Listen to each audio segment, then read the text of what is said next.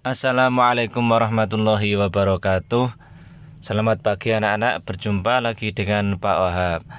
Pada pertemuan kita kali ini kita akan mempelajari subtema 4 tentang cuaca, musim, dan iklim. Sebelum kita memulai pembelajaran, marilah kita membaca doa terlebih dahulu, surat Fatihah ya.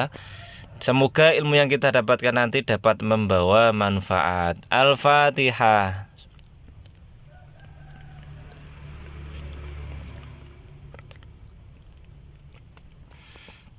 Baik anak-anakku, silahkan dibuka bukunya halaman 178 ya. 172 ya. Tentang cuaca, musim, dan iklim. Lah, ini ada gambarnya ya. Ada apa? Ini cerah, mendung, berawan, dan hujan ya ini. Kira-kira apa perbedaan cuaca, musim, dan iklim ya? Insya Allah nanti ada penjelasannya di dalam buku ini ya. Baiklah, Indonesia adalah negara yang berada di garis khatulistiwa bumi. Musim di negara kita hanya ada 2 jenis, yaitu musim hujan dan musim kemarau.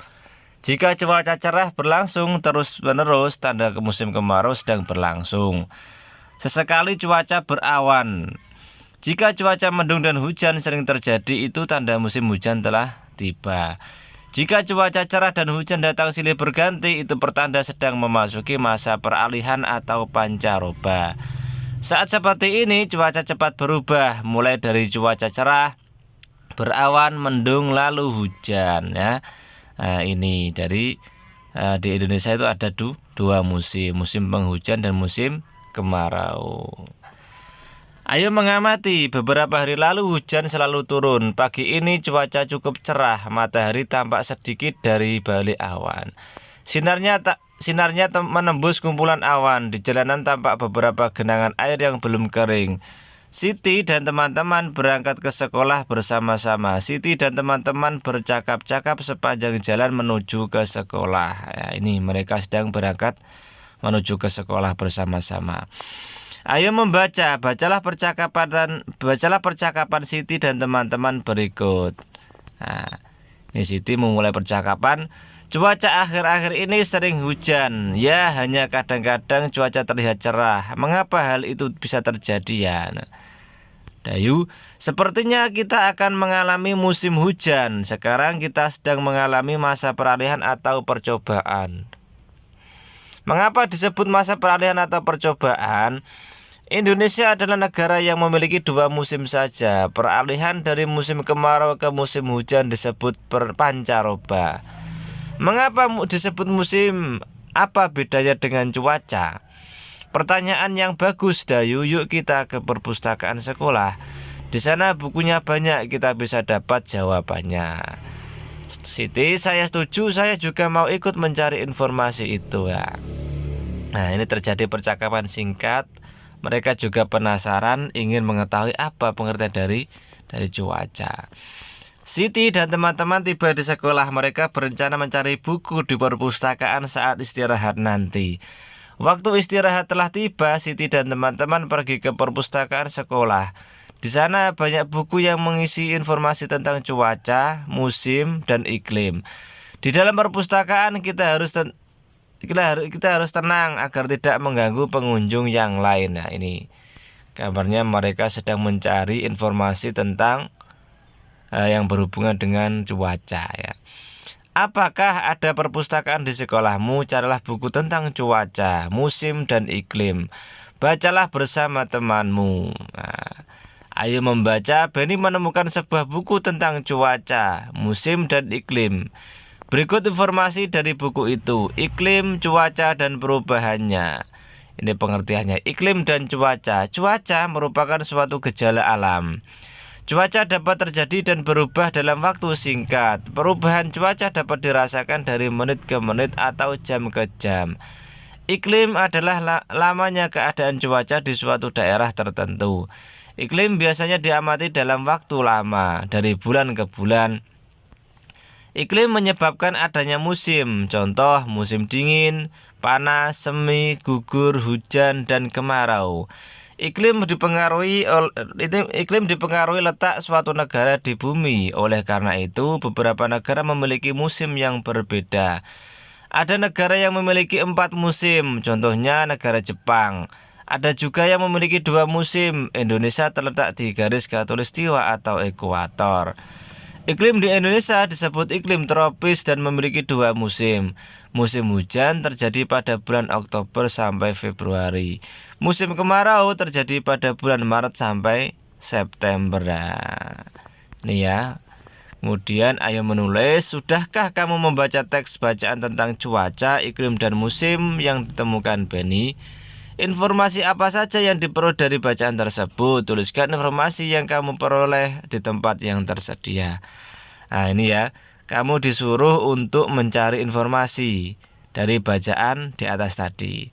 Setelah ketemu silakan ditulis di sini ya. Contohnya di sini nomor 1, cuaca merupakan suatu gejala alam. Nah, informasi yang kedua 3, 4, 5, kira-kira apa? Nah, silakan ditulis. Jadi kalian harus membaca ulang tentang bacaan di atas tadi ya.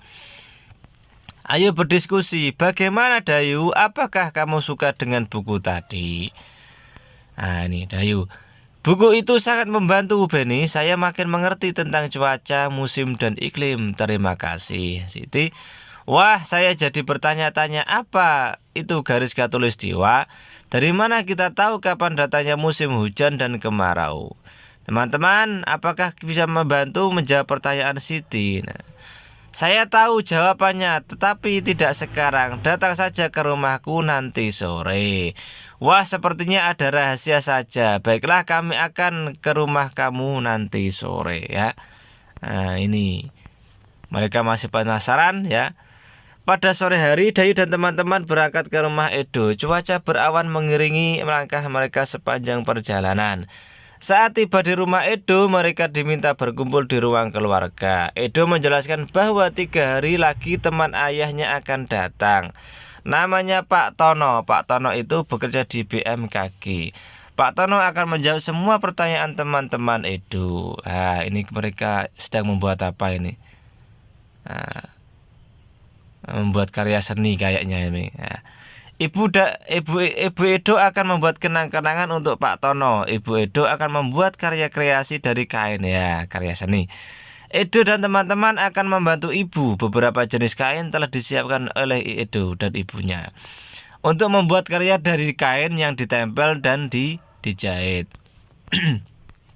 Ayo mengamati. Sebelum dimulai, Edo mengambil gunting untuk memotong kain. Edo membagi-bagikan kain kepada teman-temannya. Inilah gambar karya yang akan mereka buat ya. Ini karya dari kain yang dibuat oleh Edo dan teman-temannya. Nah, ini ya, untuk kain mungkin kita sulit ya kan mencarinya. Nah, kalian bisa membuat karya seni ini dari kertas origami ya. Silahkan dibuat seperti ini atau cari gambar yang lain ya. Ada gambar persegi, segitiga, persegi panjang, lingkaran dan lain-lain ya.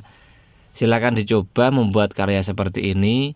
Nanti ditaruh di kertas karton bisa, kertas gambar bisa, folio bisa, A4 bisa dan lain-lain ya. Ya, silahkan mencoba membuat kreasi seperti gambar ini atau bentuk yang lain juga boleh ya. Nanti silahkan difoto, dikirimkan ke Pak Wahab. Dan jika karya seni kalian sudah jadi, nanti bisa dipajang di rumah kalian masing-masing ya. Dicoba ya nanti. Kain-kain itu akan digunting menjadi berbagai bentuk. Ada yang berbentuk persegi, segitiga, persegi panjang, dan lingkaran.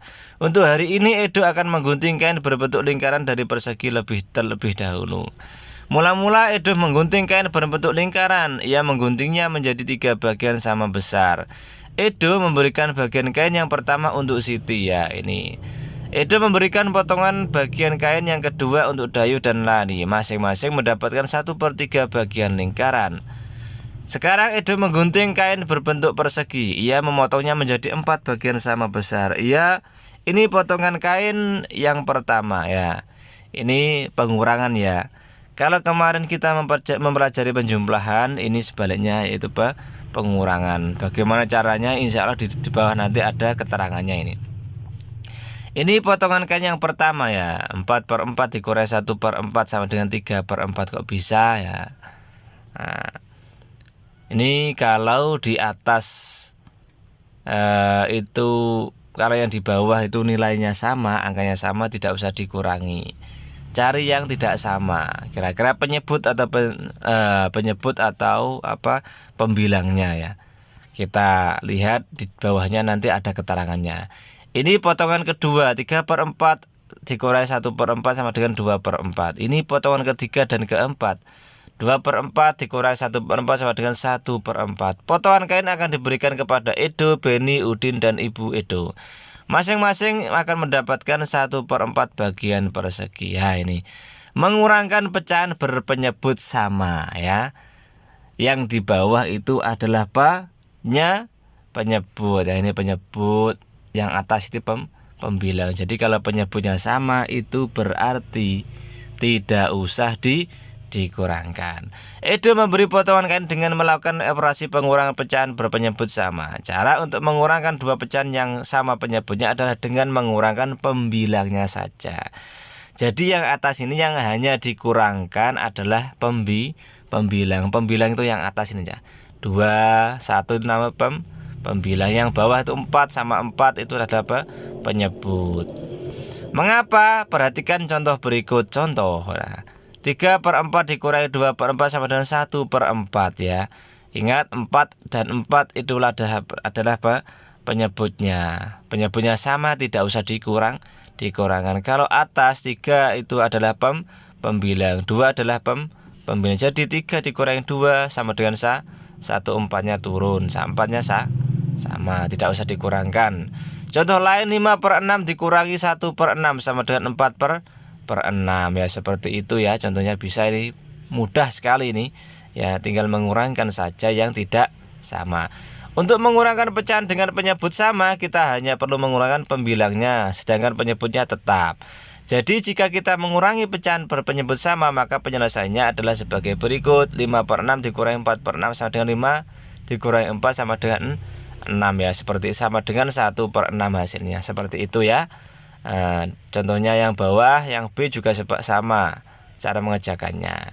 Dapatkah kamu melakukan operasi pengurangan pecahan dengan penyebut sama? Nah, ayo berlatih. Kerjakan latihan operasi pengurangan pecahan berpenyebut sama berikut ini ya. 1, 4/5 dikurangi 1/5 sama dengan berapa ya. Tinggal menyelesaikannya saja, ini mudah. Insya Allah kalian juga bisa. 1, 2, 3. Oh, hanya 3. Silahkan dikerjakan. Ayo berkreasi karya dengan teknik menempel dan menjahit. Edo sudah membagikan kain untuk membuat karya. Karya dengan kain ini termasuk seni rupa 3 dimensi.